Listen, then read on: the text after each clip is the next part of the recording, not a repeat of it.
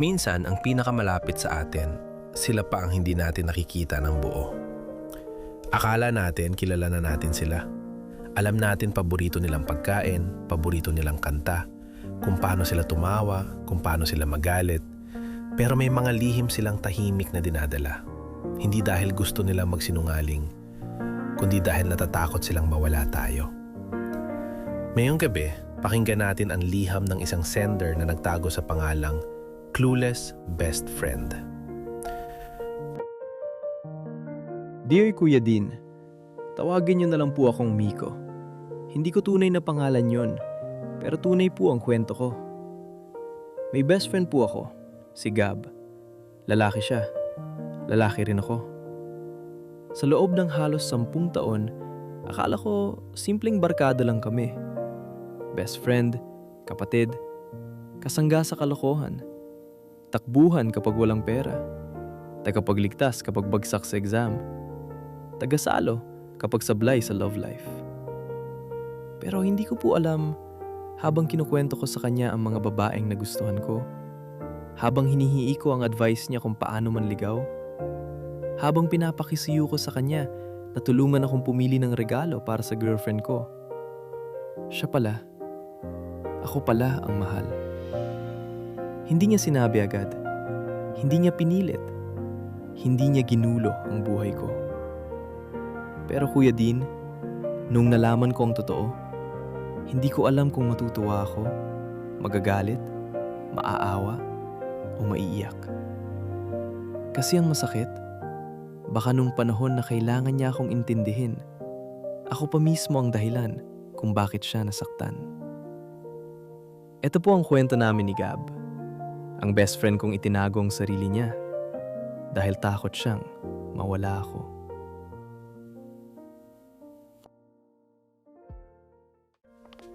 Nagsimula ang lahat nung college. First year, bagong campus, bagong buhay, bagong kaba. Si Miko, probinsyanong bagong salta sa Manila. Si Gab naman, tahimik pero matalino. Yung tipo ng estudyanteng may dalang highlighter, sticky notes at emergency ballpen na parang ready sa board exam kahit first day pa lang. Uy bro, bakante ba to? Oo, pero kung maingay ka, dilipat ako. Grabe naman, first day pa lang tinatakwil mo na ako. Hindi kita tinatakwil. Preventive suspension lang. Ay wow, may HR agad? May policy ako sa buhay. No unnecessary noise. Ah ganun? Ako naman may policy. No unnecessary silence. So bagay tayo. Doon nagsimula, sa simpleng asaran, sa upuang magkatabi, sa dalawang taong hindi alam na magiging malaking bahagi pala sila ng buhay ng isa't isa. Group yourselves into pairs. Bro, tayo na. Wala ka na bang ibang kakilala? Wala. Ikaw lang ang kaaway ko rito. Kaaway agad? Oo, para intense. Para may character development. Sige na nga. Pero ako gagawa ng outline. Ako bahala sa moral support. So wala kang ambag? Meron. Papalakpakan kita habang nagtatype. At mula nun, naging automatic na sila. Kapag may project, silang partner. Kapag may lunch, silang magkasabay. Kapag may problema, silang unang kinatawagan ng isa't isa. Pero habang lumalalim ang pagkakaibigan, may unti-unting nararamdaman si Gab na hindi niya kayang sabihin. Isang gabi, matapos ang klase, naabutan sila ng malakas na ulan sa waiting shed. Gab, may payong ka? Meron. Nice. Share tayo. Maliit to. Mas okay. Para close tayo. Close na tayo. Huwag mo nang gawing wet look. Ayaw mo nun? Parang kay Brahma. Nico, mukha kang basang sisiw, hindi leading man. Grabe ka. Best friend kita pero ang sakit mo magsalita. Kasi best friend mo ako. Libre ang katotohanan. Alam mo Gab, buti na lang naging kaibigan kita. Bakit naman? Kasi kung wala ka, baka umuwi na ako sa amin. Nahihirapan ako rito. Ang mahal ng lahat. Ang hirap makisama. Minsan feeling ko hindi ako bagay dito.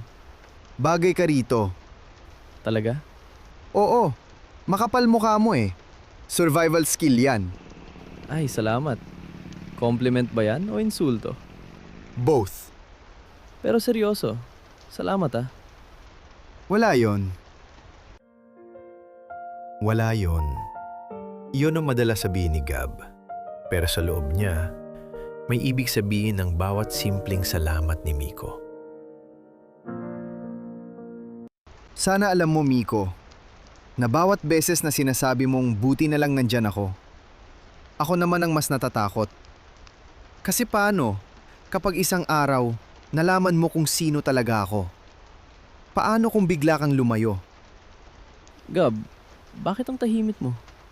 Iniisip ko lang kung paano kita itutulak sa ulan nang hindi ako makukonsensya. Huy, Kinawanan nilang gabi, tinawanan nilang ulan. Pero may mga luha pala si Gab na hindi nahalo sa tubig ulan. Dahil pinili niyang itago. Sa third year college, may dumating sa buhay ni Miko. Si Trisha. Maganda, mabait, confident. At higit sa lahat, gusto ni Miko. Gab, bro, emergency. Bakit? Bumagsak ka na naman? Hindi, mas malala. Ano? In love yata ako. Ay, condolence. Huy, seryoso ako. Ako rin. Usually nagsisimula sa kilig, nagtatapos sa group chat archive. Grabe ka talaga. Sino? Si Trisha. Ah, Alang? Wala kang violent reaction? anong gusto mo? Mag-fireworks ako? Tulungan mo ako manligaw. Ako? Oo, ikaw marunong sa words eh. Ako kasi, pag kinakabahan, nagiging traffic enforcer. Paano? Miss, go ka na ba sa puso ko? Stop na ba ako sa iba? Please lang, huwag kang magsasalita kahit kailan. Tinulungan ni Gab si Miko. Si Gab ang pumili ng flowers. Si Gab ang nag-edit ng message. Si Gab ang nagsabing huwag masyadong OA. Si Gab ang nagturo kung paano maging sincere. Pero habang tinutulungan niya mapalapit si Miko sa iba, unti-unti niyang inilalayo ang sarili niyang puso. Okay, baboses ko. Gusto mo ng honest? Oo, May karapatan kang manahimik. ang sakit mo talaga. Miko, hindi lahat ng mahal mo kailangang kantahan. Minsan, kailangan lang nila ng peace of mind. Ikaw na lang kumanta. Ayoko, Please, sample lang. hindi ako marunong. Sinungaling, narinig kita dati sa CR. Bakit ka nakikinig sa CR? Hindi ako nakikinig. Dumaan lang ako. Pero bro, ang ganda ng boses mo. Talaga? Oo, promise. Parang pang-confession scene. Confession? Oo, yung tipong may aamin na matagal na siyang may tinatagong feelings. Minsan, hindi lahat ng confession dapat sinasabi. Ha? Wala. Sabi ko, hindi lahat ng kanta bagay sa boses mo. Balik na naman sa insulto. Hindi napansin ni Miko. Bawat birong binibitawan ni Gab, may katotohanang pilit niyang tinatakpan. Gab, sagutin mo ako. Bakit? May sunog? Sinagot niya ako. Sino? Si Trisha. Kami na. Wow. Bro, best friend hug.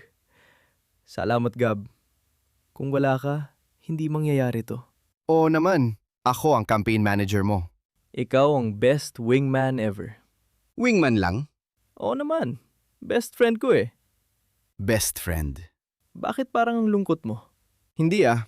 Gutom lang ako. Tara, libre kita. Dapat lang. Ako, nagpa-jowa sa'yo. Pero nung gabing yon, pag-uwi ni Gab, Congrats, Miko. Masaya ako para sa'yo. Dapat masaya ako. at doon, unang umiyak si Gab nang hindi niya kailangang magpanggap na okay siya. Dahil minsan, ang pinakamahirap na role sa buhay ay maging best friend ng taong mahal mo. Nung una, okay ang lahat. Kasama pa rin si Gab, kasama si Trisha. Pero unti-unti, may nagbago. Miko, lagi na lang si Gab. Ha? Best friend ko siya. Alam ko. Pero minsan, para mas kilala ka pa niya kaysa sa akin. Matagal na kasi kaming magkaibigan. Hindi mo ba napapansin? Ang alim. Iba siya tumingin sa'yo. Anong ibig mong sabihin? Miko, baka may gusto siya sa'yo. Si Gab? Lalaki yon. So, Hindi. Imposible. bakit imposible? Kasi best friend ko siya. Exactly. Doon unang nainis si Miko. Hindi dahil sigurado siyang mala si Trisha, kundi dahil may parte ng utak niyang biglang nagtanong, paano kung totoo? Gab, may tatanong ako. Kung uutang ka, wala akong pera. Seryoso ako. Okay, ano? Bakla ka ba? Sino nagsabi? Sagutin mo lang. Bakit? Kapag ba oo, iba na tingin mo sa akin? Hindi yan ang tanong. Pero yan ang takot ko. Gab, bakit hindi mo sinabi? Kasi hindi mo tinanong. Best friend kita. Kaya nga hindi ko sinabi. Anong ibig mong sabihin? Miko, sa mundo natin, minsan kapag nalaman ng tropa mong lalaki na bakla ka, biglang may distansya, biglang ingat sa yakap, biglang awkward sa biruan, biglang lahat may meaning. Ayokong mangyari yon sa atin. So, totoo? Oo, May gusto ka ba sa akin? Miko, Sagutin mo. oo. Gaano katagal? Hindi mo kailangang malaman. Gaano katagal, Gab? Since first year. First year? Oo, 10 taon? hindi ko sinadya. Pero tinulungan mo pa akong manligaw kay Trisha. Kasi mahal mo siya. Pero ikaw, Ako? Ako yung best friend, di ba? Gab, parang niloko mo ako. Hindi kita niloko. Hindi mo sinabi ang totoo. Kasi hindi ko naman ginamit yon para manipulahin ka. Pero lahat ng ginawa mo, may meaning pala. Hindi lahat. Hindi porket mahal kita, lahat ng kabutihan ko may kapalit. Minahal kita, oo. Pero naging kaibigan din kita ng totoo. Hindi ko alam paano to. Alam ko. Kailangan ko muna lumayo. Okay. Gab, Okay lang. hindi okay. Sanay naman ako. At sa unang pagkakataon sa loob ng 10 taon, umalis si Miko na hindi lumilingon. At naiwan si Gab. Bit-bit ang lihim na hindi na lihim, pero mas masakit kaysa nung itinatago pa niya. Lumipas ang mga linggo. Hindi nag-usap si Miko at Gab. Hindi na sila sabay kumain. Hindi na sila nagbibiruan. Hindi na rin sumasagot si Miko sa messages. Sorry kung nagulat ka. Hindi ko gustong masira tayo. Hindi kita pipilitin. Sana okay ka lang. Happy birthday, kahit hindi mo ako replyan. At si Miko, pinabasa niya lahat. Pero hindi niya alam ang isasagot. Pre, ang tahimik mo. Nakakatakot. Parang may utang ka hindi mo kayang bayaran. Wala. Mas malala. Love problem.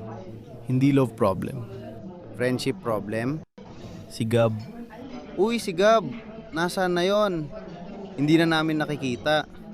nag-away kami. Bakit? Pinunan niya ulit buhok mo? Hindi. Kasi valid naman yon. Mark, Okay, serious na. Ano nangyari? bakla siya. Okay. Okay lang. Ano gusto mo? Magulat ako tapos mahulog sa kanal? May gusto siya sa akin. Alang, Pre, obvious naman minsan. alam mo, Hindi alam, pero ramdam. Iba siya sa'yo. bakit wala nagsabi? Kasi hindi naman amin yon para sabihin. Hindi ko alam kung galit ako o nahihiya. Bakit ka galit? Kasi hindi niya sinabi. At kung sinabi niya nung una, tanggap mo ba agad? Hindi ko alam. Yun ang sagot. Pre, baka hindi siya nagsinungaling para lokohin ka. Baka nanahimik siya para hindi ka mawala. Pero ang awkward. Awkward talaga. Pero hindi ibig sabihin mali siya. At hindi rin ibig sabihin kailangan mong suklian. Pero kung naging mabuti siyang kaibigan sa'yo, baka deserve niya rin marinig na hindi siya kadiri. Hindi siya masama. Hindi siya pagkakamali. Nasaktan ko siya. Oo. Pero buhay pa naman siya. Pwede ka pang bumawi. Paano? Una, mag-sorry ka. Pangalawa, huwag mong sabihin sayang ka. Pangatlo, huwag mong tanungin kung sigurado ka bang bakla ka. Nakakainis yon. May experience ka? Wala. Common sense lang. Minsan ginagamit ko rin. Isang gabi, tumawag ang nanay ni Miko. Miko? Anak? Nasaan ka? Ma? Bakit? Si Gab, na aksidente. Ano? Nasa ospital siya. Motor accident. Anak, pumunta ka rito. Hindi na nag-isip si Miko. Tumakbo siya. At doon, sa waiting area ng ospital, nakita niya si Gab. May galos sa mukha. May bendang braso. Pero gising. Gab. Uy. Uy? Yun lang? Ano gusto mo? Grand entrance? May confetti? Loko ka talaga. Hindi pa ako patay. Huwag ka munang umiyak. Hindi ako iiyak. Namumula mata mo. Allergy. Sa guilt? Oo, sa guilt. Gab, sorry. Nico, Hindi. Pakinggan mo muna ako. Sorry kasi lumayo ako. Sorry kasi pinasama ko sa'yo ang pagiging honest mo. Sorry kasi nung nalaman ko kung sino ka, ang una kong inisip ay sarili kong awkwardness. Hindi yung takot mong ilang taon mong dinala. hindi mo kailangang pilitin sarili mo. Hindi ko pinipilit. Best friend kita. At hindi nagbago yon. Hindi ka nandidire? Hindi. Hindi ka natatakot na baka lagyan ko ng meaning lahat. Gab, matagal mo na akong mahal. Pero ni minsan hindi mo ako sinaktan. Hindi mo ako ginamit. Hindi mo ako pinilit. Kung may dapat akong matakot, hindi ikaw yon. Kundi yung klase ng taong nagpalayo sa akin dahil lang sa nalaman kong totoo ka. Mahal pa rin kita. Alam ko. Pero hindi ko inihinging mahalin mo rin ako sa ganong paraan. Salamat. Ang sakit pakinggan ng salamat. Sorry. Joke lang. Pero medyo totoo. Hindi kita kayang mahalin bilang boyfriend, Gab. Pero kaya kitang mahalin bilang pamilya. Miko, At kung kaya mong tanggapin yon, gusto kong ayusin natin. gusto mo pa rin akong maging best friend? Oo. Pero may conditions. Ano? Una, huwag ka nang magmumotor kapag emotional ka. Hindi ako emotional. Nadulas ako. Pangalawa, kapag may problema ka, sabihin mo. Okay. Pangatlo, Ano? turuan mo pa rin ako pumorma. Kasi honestly, wala akong improvement nung nawala ka. Obvious. Grabe ka. Hospital ka na niyan, ha? Kahit ICU ako, sasabihin kong pangit sapatos mo. Kinailangan din kausapin ni Miko si Trisha. Dahil sa gitna ng lahat, may relasyon siyang kailangang ayusin o tapusin. Kumusta si Gab? Okay na siya. Good. Trish, sorry. Para saan? Kasi hindi kita pinakinggan. Pero mali rin na ginawa kong issue ang pagkatao ni Gab. Hindi ko naman sinabi para husgahan siya. Sinabi ko kasi ramdam kong may hindi sinasabi. Alam ko. Mahal ka niya. Oo, Mahal mo ba siya? oo. Pero hindi tulad ng iniisip mo. Pamilya ko siya. At ako? Mahal kita. Pero sa nangyari, na-realize ko na marami pa akong hindi kaya intindihin sa sarili ko. Ayokong madamay ka sa gulo ko. So, anong ibig mong sabihin? Kailangan ko muna ayusin sarili ko. Hindi dahil kay Gab. Hindi dahil sa'yo. Kundi dahil sa akin. Masakit, pero naiintindihan ko. Sorry. Miko, hindi lahat ng hiwalayan galit. Minsan, respeto lang. At sana alagaan mo si Gab, hindi bilang kapalit ko, kundi bilang taong matagal ka nang inalagaan. Salamat, Trish. At please, palitan mo sapatos mo. Sinabi rin ni Gab sa akin. Pati ikaw? Lumipas ang 2 taon. Hindi naging sila ni Miko at Gab. Hindi yun ang ending ng kwento nila. Pero may mas malalim na nangyari. Natuto si Miko makinig. Natuto siyang magmahal nang hindi kailangang ariin ng tao. Natuto siyang ang tunay na pagkakaibigan hindi nasisira sa katotohanan. At si Gab, natuto siyang hindi kailangang itago ang sarili para lang mahalin. Cheers sa reunion! Cheers! Cheers sa sapatos ni Miko na finally acceptable. 2 years mo akong binibuli tungkol dyan. Character development takes time. Gab, may boyfriend ka na ba? Meron. Ha? Bakit hindi mo sinabi? Excuse me, hindi umiikot ang mundo ko sa'yo. Masakit, pero deserve ko. Sino? Si Paulo, architect, mabait, marunong pumili ng sapatos. Grabe, may patama pa rin. Always. Masaya ka? Oo. Good. Ikaw? Masaya ako para sa'yo. Hindi ka naiilang? Hindi na. Proud ako sa'yo. Ako rin sa'yo. Alam mo, dati akala ko kapag hindi mo ako minahal pabalik, katapusan na ng mundo ko. Tapos, Hindi pala. Minsan, ang ending na kailangan natin, hindi yung mapasa atin ang taong mahal natin, kundi yung maging malaya tayong magmahal nang hindi nawawala ang sarili. ang lalim mo. Paulo effect ba yan? Hindi. Therapy effect. Ako rin, kailangan ko niyan.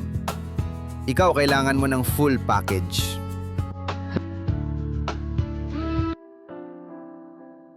Kuya Dean, hindi naging kami ni Gab.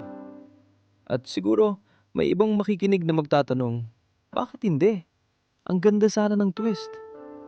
Pero sa totoong buhay po, hindi lahat ng pagmamahal kailangang mauwi sa relasyon. May pagmamahal na dapat igalang. May pagmamahal na dapat palayain. May pagmamahal na sapat ng maging dahilan para maging mas mabuting tao tayo. Natutunan ko kay Gab na ang taong nagmamahal ng tahimik ay hindi mahina. Minsan, sila pa ang pinakamatapang. Kasi, kaya nilang ngumiti habang nasasaktan. Kaya nilang sumuporta kahit sila ang nawawala. Kaya nilang magmahal nang walang hinihining kapalit. At natutunan ko rin na kapag may taong umamin sa atin ng totoo niyang pagkatao, hindi natin kailangang intindihin agad ang lahat. Pero, kailangan nating maging mabait. Kailangan nating maging maingat. Kasi, ang katotohanan yun, matagal nilang pinag-ipunan ng lakas para sabihin. Ngayon, masaya na si Gab. At ako, masaya ako dahil hindi ko nawala ang best friend ko. Hindi ko man siya minahal sa paraan na minahal niya ako. Minahal ko siya sa paraan kaya ko.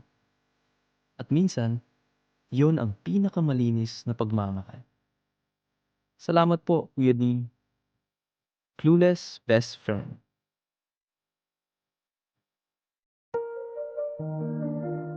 Mga kaibigan, hindi lahat ng lihim ay kasinungalingan. Minsan, ang lihim ay takot. Takot na husgahan, takot na layuan, takot na mawala ang taong mahalaga sa atin. Kung ikaw ay katulad ni Gab, na nagmahal ng tahimik, nagtago ng sakit, at natakot magsabi ng totoo, sana malaman mo, hindi ka malit, hindi ka pabigat, hindi ka dapat ikahiya. At kung ikaw naman ay katulad ni Miko na may taong nagtiwala sa iyo ng katotohanan niya, sana piliin mong maging ligtas na lugar.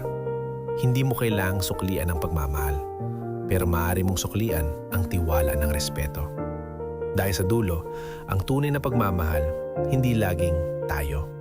Minsan, ang tunay na pagmamahal ay, nandito pa rin ako. Tanggap kita. Hindi nagbago ang alaga mo sa akin. Ako si Kuya Dean, at ito ang kwento ng dalawang magkaibigang natutong mahalin ang isa't isa sa paraang totoo, malaya at may respeto.